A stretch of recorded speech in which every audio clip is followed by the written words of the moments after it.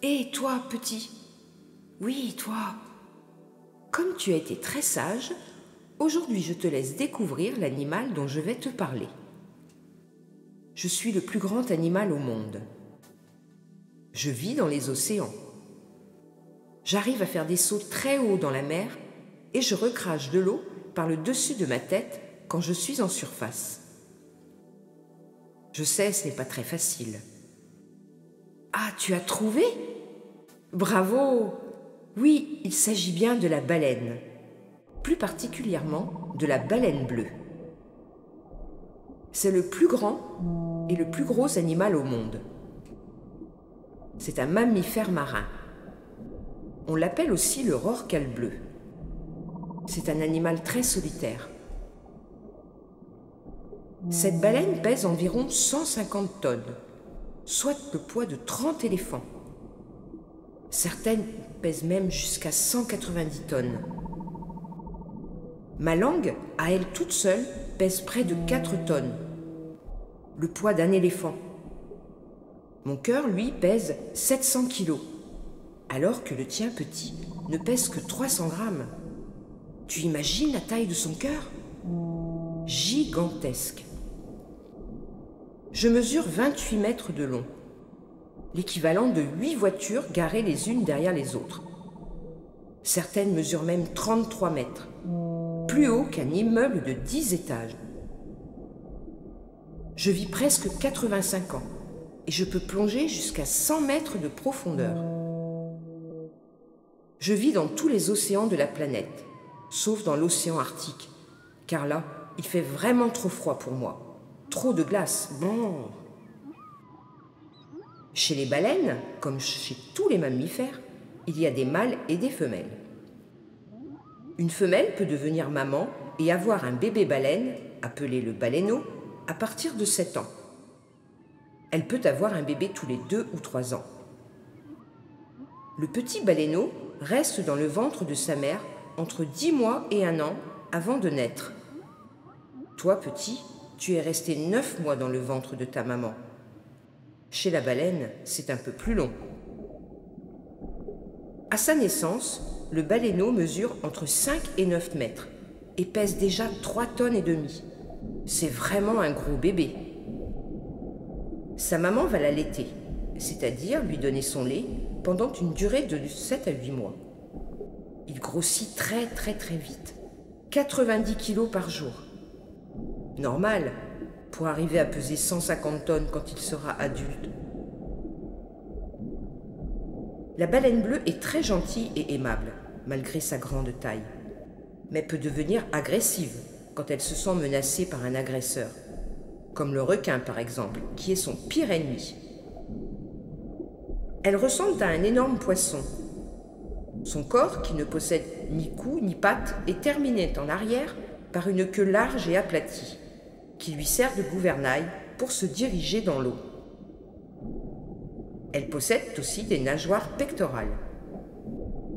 Au sommet de son crâne se trouve un évent. C'est la narine de la baleine, qui est large de 40 à 50 cm. Mais bien que vivant dans l'eau, la baleine a des poumons, comme nous les hommes, et a donc besoin d'air pour respirer. Quand elle est sous l'eau, elle bloque son évent pour que l'eau ne rentre pas à l'intérieur. Et dès qu'elle remonte à la surface après avoir mangé, et pour respirer, elle rejette l'eau par cette grosse narine en soufflant très fort, comme toi quand tu te mouches. Cela fait un énorme bruit, comme une explosion. Ce souffle et l'eau qui en ressort peut atteindre 6 à 9 mètres de hauteur.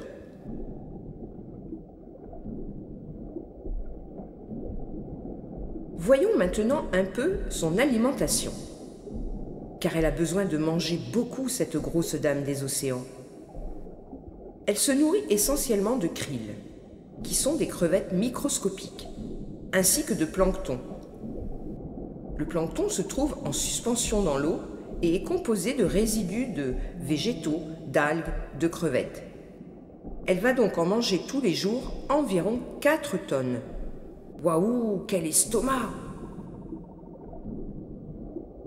Pour se nourrir, Elle ouvre très grand sa bouche pour laisser entrer aussi bien sa nourriture que l'eau de mer. Ensuite, elle conserve ses aliments retenus entre ses fanons et recrache l'eau.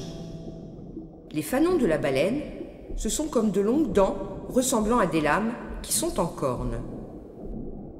Mais hélas, en mangeant, la baleine avale aussi des sacs en plastique, des canettes et autres déchets que l'homme a jetés par millions dans la mer.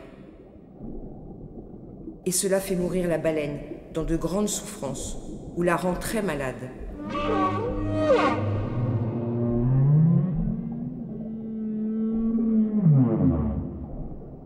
C'est pourquoi il est très important de ne pas jeter ces détritus, ces déchets, dans les fleuves, les rivières, car même jetés dans nos rivières, ils finissent tous dans la mer.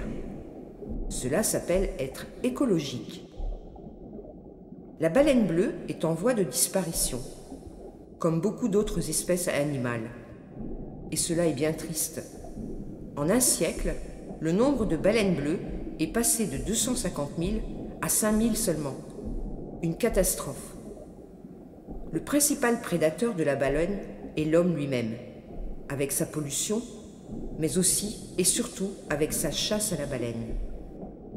La Norvège chasse même les mamans baleines qui attendent des baleineaux. Elle en tue 400 par année. Ensuite, il y a le Japon, qui les chasse aussi et qui sont de grands consommateurs de sa chair. Puis la Russie et d'autres pays encore. Pourtant, cette espèce animale est protégée dans le monde par des lois depuis plus de 60 ans. Mais certains pays n'en ont que faire et ne respectent pas ces interdictions de chasse. L'année dernière, en 2018, 1400 baleines ont été pêchées dans le monde. Stop à la chasse aux baleines. J'espère qu'un jour, si tu as l'occasion de voyager sur un grand bateau, tu auras la chance d'en croiser une. C'est le plus grand animal au monde. Et pourtant, la baleine bleue est majestueuse et gracieuse quand elle se déplace dans l'océan. J'espère avoir satisfait ta curiosité sur ce splendide animal qu'est la baleine bleue petit. En attendant de te retrouver prochainement pour une nouvelle aventure, je te dis à très bientôt. Et surtout, continue à être bien sage avec tes parents.